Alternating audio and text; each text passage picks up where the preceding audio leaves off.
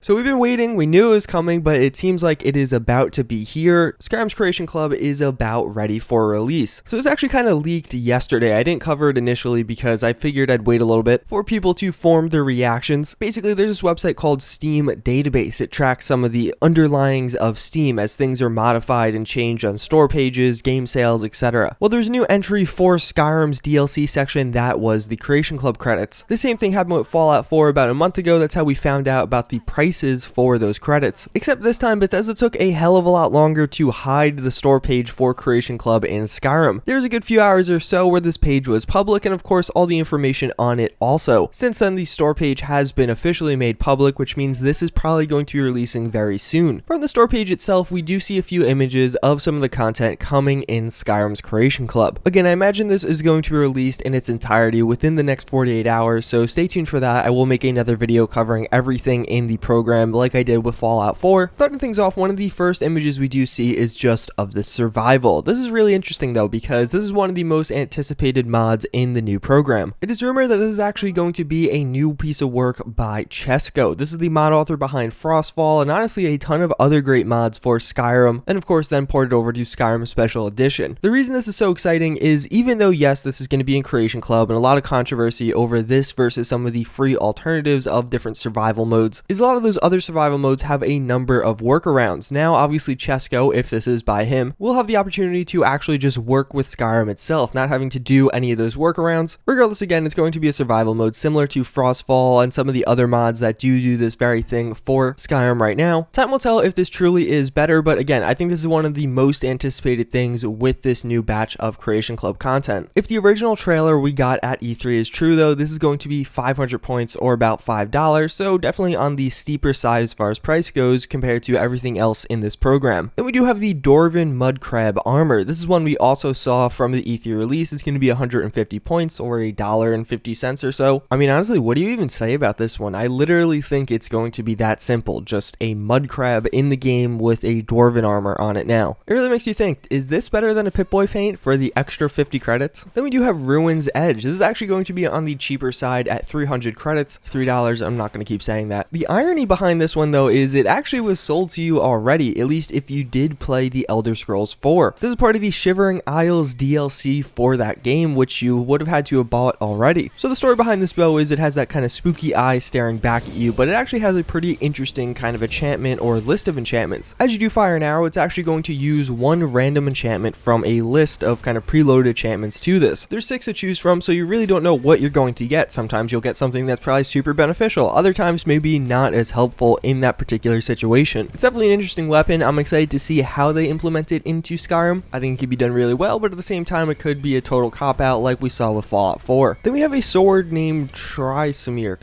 I'm pronouncing it wrong. I'm going to put the words on screen. This is a claymore that did appear in the first 3 Elder Scrolls games. It has a pretty extensive backstory and lore, but nothing particularly cool about it outside of that. Maybe they'll implement it in a cool way in the Elder Scrolls 5, really continuing its kind of lost succession. This is a sword that was meant to be lost through time. It had many different owners, and a big list of it went from this guy to that guy through this convoluted way, and it's pretty interesting. But outside of the appearance of it, there's nothing particularly special about it as far as the actual use of the weapon goes, so unless it's dirt cheap, I don't know about this one in the game. So then last but not least, we do have the Relic of the Crusader armor and weapon, or weapons. There's a shield there too, I guess. Is that a weapon? I don't know. This is some more content coming from a previous downloadable content, the Knights of the Nine expansion pack for the Elder Scrolls 4. Basically, you had a pretty enticing and exciting quest to get this armor and the weapons associated with it. Something interesting here, the picture shows the heavy variant of the armor. There actually was a light variant also, which you got depending on your skill level as you completed the quest. And also you only see a sword, but there actually is a mace associated with this too. You just got the mace and the sword at the same time. So maybe you'll also get a mace, maybe there also will be a light variant of this armor, but if the Fallout 4 Creation Club is telling, I would imagine that none of that's actually going to be true. This is really meant to be a kind of high level fancy armor that's a big reward for finishing a big quest. One of the interesting things about it is each piece does have a different enchantment, and if you place this on a armor stand, it'll actually repair all of the different armor pieces and re-level them to your current level. At least that's how it worked in the previous game. All the different enchantments are pretty straightforward. They're all defensive based, as well as the weapons do have like a fire damage enchantment or something like that. Nothing too crazy that will really stand out to you, but definitely a little bit more unique, especially when compared to some of the vanilla armors and weapons. At the same time, this is probably going to cost about $4 to $5, so for that price, is it truly worth it? it. For some of the prices I shared with you, are any of this truly worth it? I think the survival mode has the potential to be really cool, but at the same time there seems to be a plethora of free alternatives for all of this stuff I'm showing you, especially some of these heavy armors. Do you know how many heavy armors have been made by people in the community thus far? One thing that I would say maybe to hold out for is a lot of the stuff I did show you today does seem like it is coming from previous Elder Scrolls titles. If we use Fallout 4's Creation Club as a base of reference, a lot of the content that is from other Bethesda games tends to be done by Bethesda staff themselves. This seemed to be on the lower quality out of all the content we got out of Creation Club. The one thing here that isn't going to be in that list out of what we know so far is going to be that survival mode. So hopefully on release there'll be a few other things by mod authors, not by Bethesda staff, which will actually be a bit better. Again, take that with a grain of salt because I have no idea. The survival mode looks cool, but otherwise we might only get that. But yeah, that's pretty much everything. Let me know in the comments down below. What do you guys think about this? Are you maybe a little bit excited for at least one of these things? I imagine they're going to ship with more content than just these 5 items, so look forward to that, or don't look forward to it. As always, again, and thank you guys for watching, and I hope to see you all next time. Later.